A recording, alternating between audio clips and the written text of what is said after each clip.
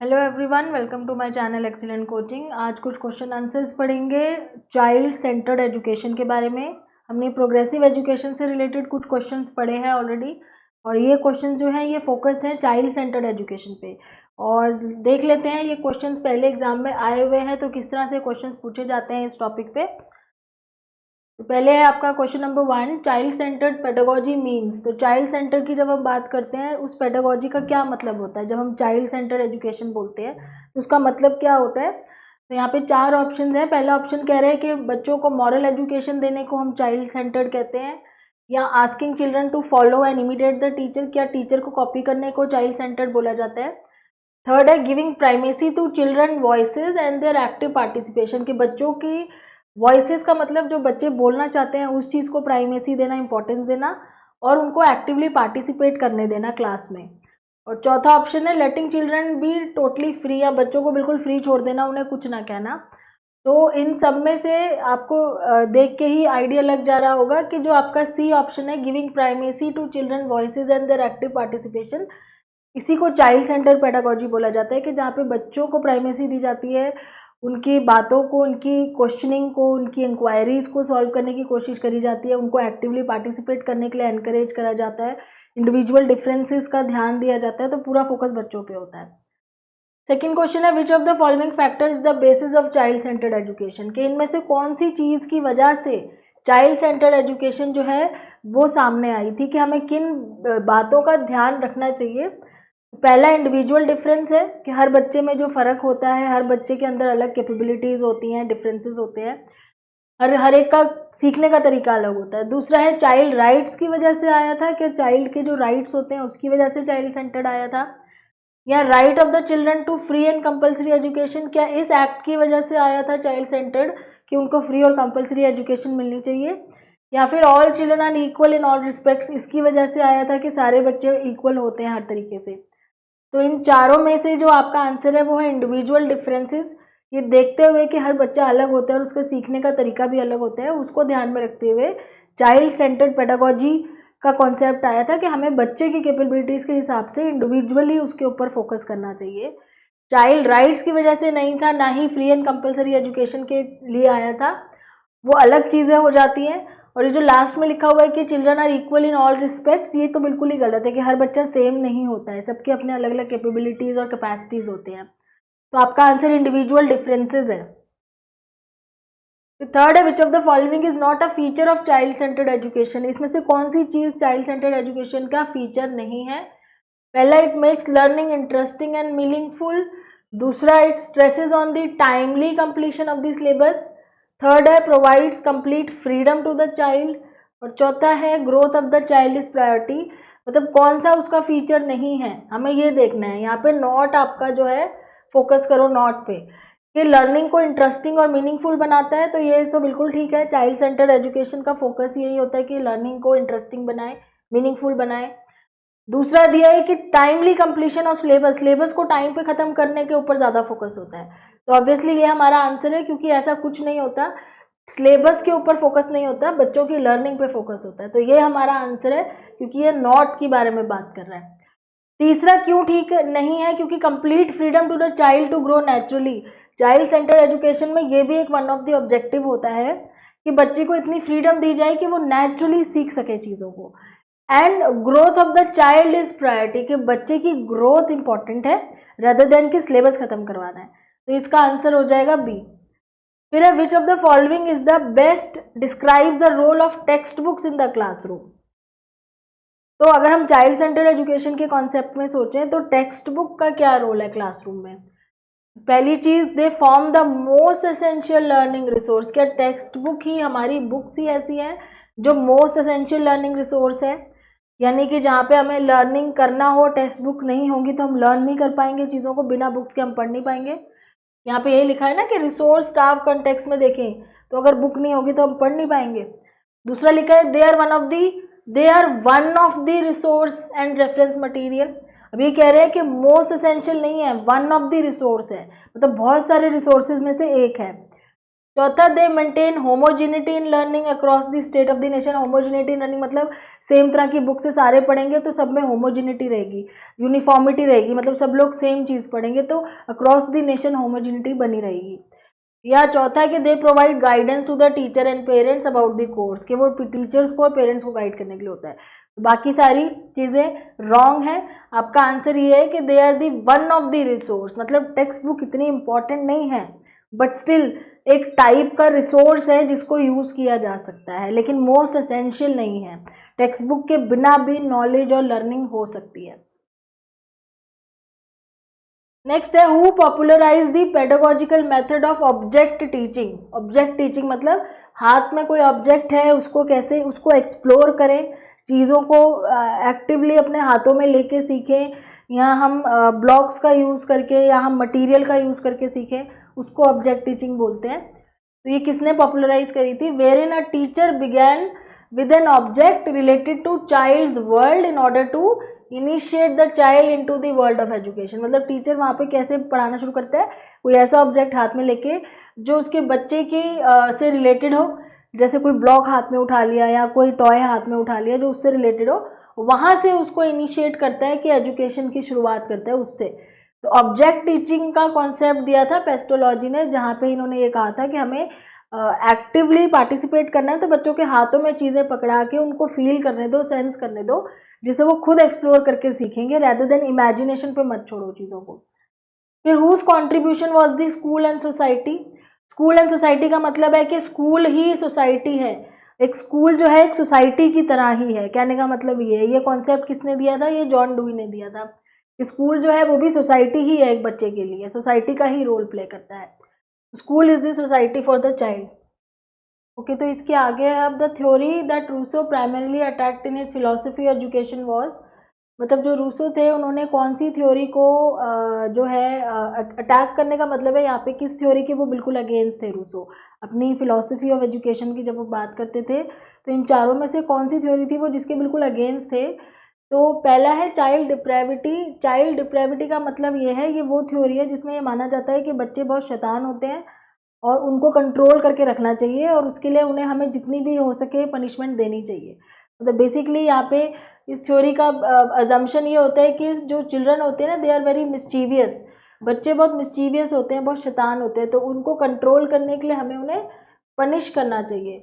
तो पनिशमेंट वाला जो कॉन्सेप्ट है ना यहाँ पे चाइल्ड डिप्रेविटी, वो उस चीज़ को सपोर्ट करता है। दूसरा ये कह रहे हैं चाइल्ड अब्यूज़ थ्योरी होती है कि जहाँ पे चाइल्ड अब्यूज़ करना चाहिए, चाइल्ड के साथ अब्यूज़ होना चाहिए, मतलब चाइल्ड को परेशान करना, टॉर्चर करना, वो सारी चीज़ें। तीसरा हो गया चाइल्ड प्ले और चाइल्ड राइट्स हो गया। फिर अब रूसो किसको अटैक करते थे अपनी फिलॉसफी ऑफ एजुकेशन में? वो थे चाइल्ड डिप्रेविटी के बिल्कुल अगेंस्ट थे। चाइल्ड डिप्रेविटी का जो कॉन्सेप्ट है जो उस टाइम पे माना जाता था, तो रूसो उसके बिल्कुल अगेंस्ट थे। वो ये बोलते थे कि जो चाइल्ड है ना वो बहुत प्योर होता है, बच्चा अपने आप में, जो चिल्ड्रन होते हैं वो बहुत प्योर होते हैं, वो बहुत इनोसेंट होते हैं बच्चे, उनके अंदर कोई भी करप्शन या कोई भी ऐसी चीज़ नहीं होती है जिसके लिए उनको पनिश करा जाए। तो वो ये बिल्कुल इस चीज़ के अगेंस्ट थे कि बच्चे मिस्चीवियस होते हैं। रूसो मानते थे कि children are born pure and innocent, लेकिन धीरे धीरे क्या होता है कि जो सोसाइटी है ना, सोसाइटी उनको करप्ट कर देती है। वो जब वो सोशलाइजेशन करते हैं सोसाइटी से, तो जो जितने भी ईविल्स उनके अंदर आते हैं बच्चों में, वो सोसाइटी की वजह से आते हैं।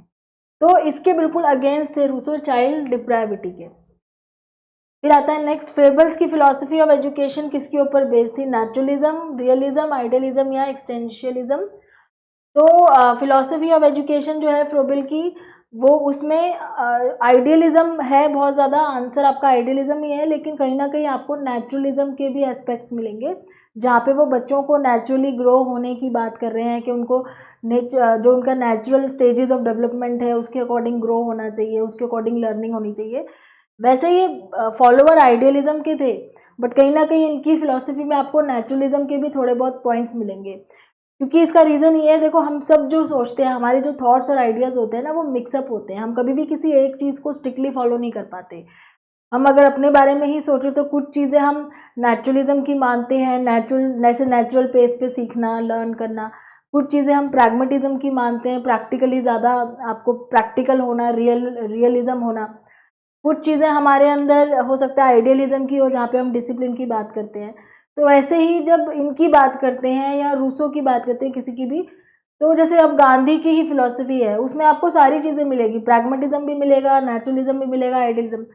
तो वैसे ये थे आइडियलिस्ट, मानते आइडियलिज्म थे, और इनकी फिलॉसफी बेसिकली आइडियलिज्म पे ही है, जहाँ पे ये बोला गया है कि बहुत डिसिप्लिन होना चाहिए, टीचर को आइडियल होना चाहिए जिससे बच्चे सीख सकें, टीचर को एग्जाम्पल सेट करना चाहिए बच्चों के सामने, तो वो चीज़ ये मानते थे। बट नेचुरलिज्म के भी उसमें कुछ एस्पेक्ट्स हैं।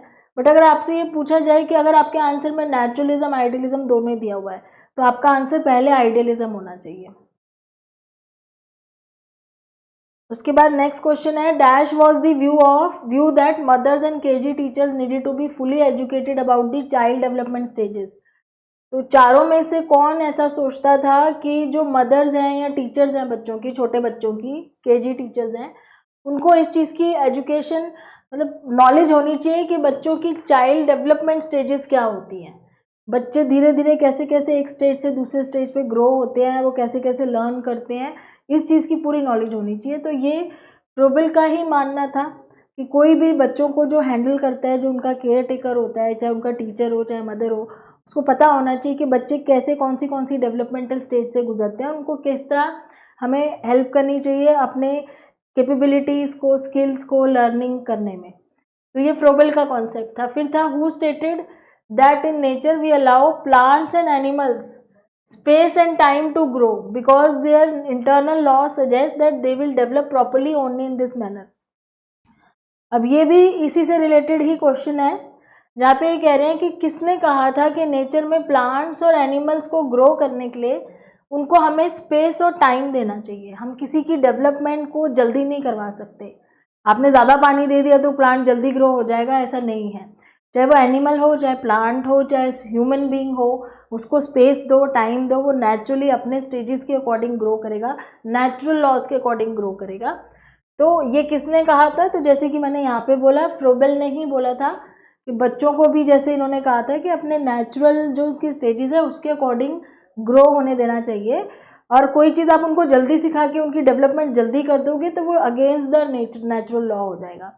तो वही चीज़ यहाँ पे बात हो रही है। तो ये कहीं ना कहीं नेचुरलिज्म से जुड़ा हुआ है, बट अगर हमने देखा कि बेसिकली वो आइडियलिज्म ही फॉलो करते थे, पर कुछ बातें उनकी नेचुरलिज्म से भी ली गई हैं। फिर नेक्स्ट आपका आता है which type of learning focuses more on the needs of student. कौन सी टाइप की लर्निंग यहाँ पे बच्चों की नीड्स, उनकी एबिलिटीज़, उनके इंटरेस्ट और उनके लर्निंग स्टाइल को देखते हुए करवाई जाती है, जहाँ पे टीचर एक फैसिलिटेटर का ही काम करती है सिर्फ। तो subject centred, child centred, rote learning या प्ले वे। रोट लर्निंग का मतलब है जहाँ पे रट्टा मार के पढ़ाया जाता है कि आप रट के याद कर लो, या प्ले वे मेथड में। तो इसका आंसर आपका है चाइल्ड सेंटर्ड है आंसर। क्यों? कि चाइल्ड सेंटर का मतलब ये है कि बच्चे की नीड्स, एबिलिटीज़, उसके इंटरेस्ट के अकॉर्डिंग पढ़ाया जाए, उसका लर्निंग स्टाइल को ध्यान में रखते हुए पढ़ाया जाए। नेक्स्ट है the cardinal principle of learner centred education are. तो लर्नर सेंटर्ड एजुकेशन का कार्डिनल प्रिंसिपल यानी उसके मेन प्रिंसिपल्स कौन से हैं? Learning by doing, learning by living, both या none of these. Learning by doing है ही, जहाँ पे हमने पढ़ा है कि बच्चों को एक्टिवली पार्टिसिपेशन करवानी चाहिए। दूसरा है learning by living. Learning by living का मतलब है उस चीज़ को फील करके सीखें, उसको सेंस करके सीखें, मतलब जो वो लर्निंग कर रहे हैं ना उसको एक्चुअल में जी के सीखें, प्रैक्टिकली उसको फील करें, सेंस करें, तब ज़्यादा बेटर लर्निंग होगी। तो ये दोनों ही प्रिंसिपल हैं हमारे चाइल्ड सेंटर्ड एजुकेशन के। नेक्स्ट आता है, नेक्स्ट क्वेश्चन है आपका कि मॉडर्न एजुकेशन सिस्टम कैसा होता है, जहाँ पे बच्चों को प्रोफेशनल बनाने पे जोर दिया जाता है, कि सोशल बनाते हैं, कि प्रैक्टिकल नॉलेज पे फोकस करा जाता है, या उनको स्पिरिचुअल बनाते हैं। तो ये आपका आंसर यहाँ पे आएगा, स्टूडेंट्स को जहाँ सोशलाइजेशन सिखाई जाती है, सोशल बनने पे फोकस किया जाता है। सोशल बनने का यहाँ पे मतलब ये नहीं है कि बच्चों को बातें करना सिखाया जाता है। सोशल बनने का मतलब ये है कि वो अपने आसपास की चीज़ों को अंडरस्टैंड करें, अपने नेचर को, नेचुरल चीज़ों को अप्रिशिएट करें, अंडरस्टैंड करें, और जो ह्यूमन बीइंग्स हैं उनको अप्रिशिएट करें, इमोशनली उनके साथ कनेक्ट हो, सोशल जो डेवलपमेंट है उसके ऊपर फोकस करें। मतलब यहाँ पे बच्चा सोशल होगा तो ही वो इमोशनली ज़्यादा डेवलप होगा। और जैसे आजकल कहा जाता है कि अगर आपको सक्सेसफुल होना है लाइफ में, तो आप अकेडमिकली चाहे इंटेलिजेंट हो ना हो, आपको इमोशनली बहुत इंटेलिजेंट होना चाहिए। तो emotional intelligence is more important. तो यही चीज़ यहाँ पे कह रहे हैं कि सोशल होना सिखाया जाता है, मतलब उसको सोशली डेवलप करना है कि कैसे सोसाइटी में रहना है और कैसे अडेप्ट करना है अपनी सोसाइटी में, वो ज़्यादा ज़रूरी है। अगर वो सीख जाएगा तो ऑटोमेटिकली प्रोफेशनल भी होगा, क्योंकि करियर में भी सक्सेसफुल होगा, प्रैक्टिकल चीज़ें भी उसी से सीखेगा, क्योंकि रियल लाइफ सेटिंग में कैसे अडेप्ट करना है वो सीखेगा, ठीक है। और स्पिरिचुअलिटी भी अपने आप आ जाएगी, जब वो अप्रिशिएट करेगा, वैल्यूज सीखेगा तो स्पिरिचुअलिटी आ ही जाएगी। तो बेसिकली सोशल होने पे फोकस किया जाता है, और इसी के लिए जो आजकल आर्ट एंड कल्चर पे जो इतना फोकस हो रहा है ना, वो इसी वजह से हो रहा है। तो मॉडर्न एजुकेशन में सोशल होना ज़्यादा इंपॉर्टेंट माना जाता है। फिर who is known as the father of child centric education, John Dewey, Froebel, Montessori या रूसो। तो आंसर आपका रूसो है। रूसो को कहा जाता है father of child centric education. Next question, in the class Parul is allowed to learn from nature in her natural laws, natural way. तो ये आपका सिचुएशन बेस्ड क्वेश्चन है कि पारुल को, क्लास में एक लड़की है पारुल, जिसको ये चीज़ टीचर अलाउ करती है कि वो नेचुरल तरीके से अपने नेचर से सीखे, अपने नेचुरल तरीके से सीखे, एंड विदाउट एनी इंटरफेरेंस, की टीचर उसको इंटरफेयर नहीं करती है कि मेरे तरीके से सीखो या जल्दी सीखो, वो उसको अलाउ कर रही है कि वो अपने नेचुरल तरीके से सीखे। तो इस तरह की जो एजुकेशन है इसको आप क्या कहोगे, स्कूल बेस्ड कहोगे, यहाँ पे स्कूल के ऊपर फोकस है, पीयर सेंटर्ड कहोगे जहाँ वो अपने दोस्तों से सीख रही है, टीचर सेंटर्ड कहोगे जहाँ पे टीचर सिखा रही है, या चाइल्ड सेंटर कहोगे जहाँ पे वो अपने आप सीख रही है। तो this is child centre education, जहाँ पे वो खुद अपने ही कैपेबिलिटीज एबिलिटीज के हिसाब से सीख रही है।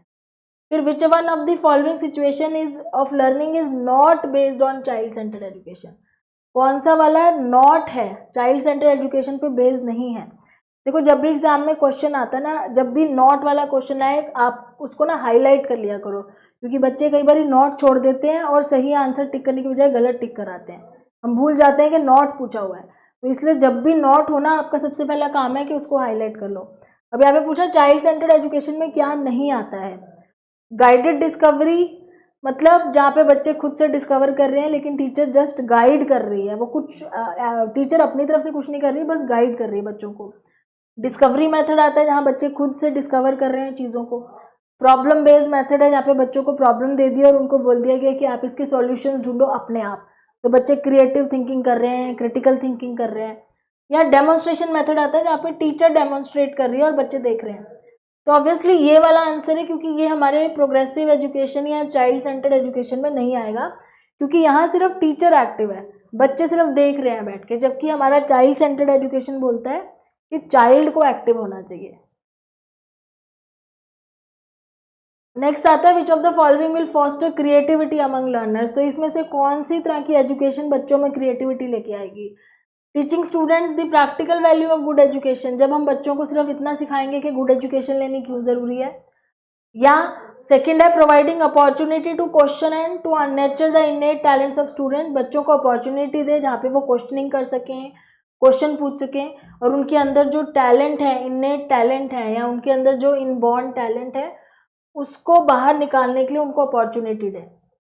नेक्स्ट है emphasizing achievement goals from the beginning of the school life, मतलब शुरू से ही बच्चों को अचीवमेंट गोल्स के ऊपर फोकस करने के लिए कह दें कि आपको फर्स्ट आना है, आपको इतने मार्क्स लाने हैं जैसे ही बच्चा स्कूल में आए, या आपको क्लास में टॉपर बनना है, या फिर coaching students for good marks, या उनको मार्क्स के ऊपर फोकस करने के लिए कहा जाए। कौन सा ऐसा है चारों में से जो क्रिएटिविटी में हेल्प करेगा, तो दिस विल बी और आंसर बी, बिकॉज यहाँ पे आप क्या कर रहे हो, बच्चों को क्वेश्चन पूछने के लिए एनकरेज कर रहे हो और उनके इनबॉर्न टैलेंट को बाहर लाने के लिए नर्चर कर रहे हो। तो बच्चे क्वेश्चनिंग करते हैं तो वो सोचते हैं, क्रिटिकल थिंकिंग करते हैं, क्रिएटिव थिंकिंग करते हैं, और जो उनके टैलेंट हैं उसको नर्चर करते हैं आप लोग, तो वो क्रिएटिव भी होते हैं। तो ये सबसे बेस्ट तरीका है जहाँ पे हम बच्चों को क्रिएटिव होने का मौका दे सकते हैं। नेक्स्ट अगेन आपका ये सिचुएशन बेस्ड क्वेश्चन है कि सेल्जा एक सोशल साइंस टीचर है who wants her students to give creative answer। अब ये चाहती है कि मेरे बच्चे क्रिएटिव आंसर दे, रटा रटाया आंसर नहीं दे। तो उसको क्या करना चाहिए, लेक्चर देना चाहिए सब्जेक्ट के ऊपर, लेक्चर दे, या उनको क्वेश्चन पूछे टेक्स्ट बुक में से क्वेश्चन पूछे जो ऑलरेडी बुक में दिए हैं उसमें से ही पूछे, या ओपन एंडेड क्वेश्चन पूछे। ओपन एंडेड का मतलब है जिसका आंसर ओपन एंडेड है, मतलब आंसर फिक्स नहीं है, कोई रटा रटाया आंसर नहीं है, आंसर कोई भी हो सकता है जो बच्चों को सोच के बोलना पड़े और क्रिएट करके बोलना पड़े, और रिस्ट्रिक्टेड नहीं है, मतलब एक ही टॉपिक में से नहीं पूछा हुआ है, उसको रिलेट करके रियल लाइफ सिचुएशन से भी पूछा जा सकता है, जैसे कॉम्पिटेंसी बेस्ड क्वेश्चन बोलते हैं जिसको। और या फिर maintain a high level of discipline, या क्लास में इतना डिसिप्लिन मेंटेन करके रखे कि बच्चे चुपचाप बैठे रहें। तो ऑब्वियसली अगर ये टीचर चाहती है कि बच्चे क्रिएटिव आंसर दे, तो सबसे बेस्ट तरीका है कि वो ओपन एंडेड क्वेश्चन पूछे। ये हमारा आंसर है। नेक्स्ट आता है, which of the following situation is illustrative of a child centred classroom. कौन सी सिचुएशन ऐसी है जो आपको ये दिखा रही है कि ये चाइल्ड सेंटर्ड क्लासरूम है। तो इन्होंने 4 तरह के एग्जाम्पल दिए हैं। पहला है एक वो क्लास जहाँ पे टीचर डिक्टेट कर रही है और बच्चे रट्टा मार रहे हैं। दूसरी क्लास वो है जहाँ पे text book is the only resource, जो टीचर बुक से ही पढ़ाती जा रही है, बुक से बाहर कुछ बता ही नहीं रही। तीसरा है class in which students are sitting in groups and teacher take turns to go to each group, कि बच्चे ग्रुप में बैठे हैं और टीचर बारी बारी हर ग्रुप पे जा रही है। और चौथा है class in which behaviour of students is govern by the reward and punishment. ये ऐसी क्लास है जहाँ पे टीचर बच्चों को अगर आंसर दे देंगे तो रिवॉर्ड देगी, आंसर नहीं देंगे तो पनिशमेंट देगी। रिवॉर्ड और पनिशमेंट का यूज हो रहा है। तो हमारी चाइल्ड सेंटर्ड क्लासरूम जो इसमें से है ना, वो ऑप्शन सी है। इसमें कह रहे हैं कि बच्चे अपने अपने ग्रुप्स में बैठे हैं, अपने फ्रेंड्स के साथ, अलग अलग ग्रुप्स हैं, और टीचर बारी बारी हर ग्रुप में जाती है और उनको थोड़ा थोड़ा गाइड करती है। बाकी बच्चे अपने आप से आंसर्स ढूंढ रहे हैं, प्रॉब्लम सॉल्व कर रहे हैं, प्रोजेक्ट कर रहे हैं, जो भी कर रहे हैं, जो कि एक बेस्ट इलस्ट्रेशन है एक चाइल्ड सेंटर्ड क्लासरूम की। नेक्स्ट क्वेश्चन आता है आपका, which one of the following is not a basic feature of progressive education. कौन सा नहीं है? अगेन यहाँ पे नॉट को हाईलाइट करेंगे हम, प्रोग्रेसिव एजुकेशन में नहीं आता। तो it consider each child as the same, तो बच्चे सारे सेम होते हैं, क्या प्रोग्रेसिव एजुकेशन ऐसा मानता है? दूसरा, integrated curriculum approach is use, कि करिकुलम इंटीग्रेटेड होना चाहिए। इंटीग्रेटेड का मतलब एक ऐसा करिकुलम होना चाहिए जिससे बच्चे की होलिस्टिक डेवलपमेंट हो, उसमें बच्चा सारी चीज़ें सीखे, सोशली डेवलप हो, इमोशनली डेवलप हो, फिजिकली डेवलप हो, इस तरह का करिकुलम होना चाहिए। Less emphasis is laid on the text book, text book पे थोड़ा सा कम फोकस होना चाहिए और वैसे रिसोर्सेज बहुत सारे होने चाहिए। Curriculum is designed as per the interest of the children, और बच्चों के इंटरेस्ट के हिसाब से करिकुलम होना चाहिए। कौन सा नहीं है? तो पहला ही हमारा आंसर है कि ये वाला नहीं है प्रोग्रेसिव एजुकेशन में या चाइल्ड सेंटर्ड एजुकेशन में, कि सारे बच्चे सेम होते हैं, क्योंकि हमने देखा कि इसका बेसिक अजम्पशन ही है कि सारे बच्चे डिफरेंट होते हैं, इंडिविजुअल डिफरेंस होता है, सबके याद करने का तरीका, लर्न करने का तरीका, सीखने का तरीका सब अलग होता है, तो सबको उनके हिसाब से ही हमें लर्निंग में हेल्प करनी चाहिए। तो this is your answer and this is finished now. आपके क्वेश्चन आंसर्स फिनिश हो चुके हैं, और अगर आपको ये क्वेश्चन आंसर्स अच्छे लगे हो तो प्लीज़ लाइक करें, शेयर करें, सब्सक्राइब करें, और आगे भी कंटिन्यू करेंगे और टॉपिक्स के साथ। Thanks for watching.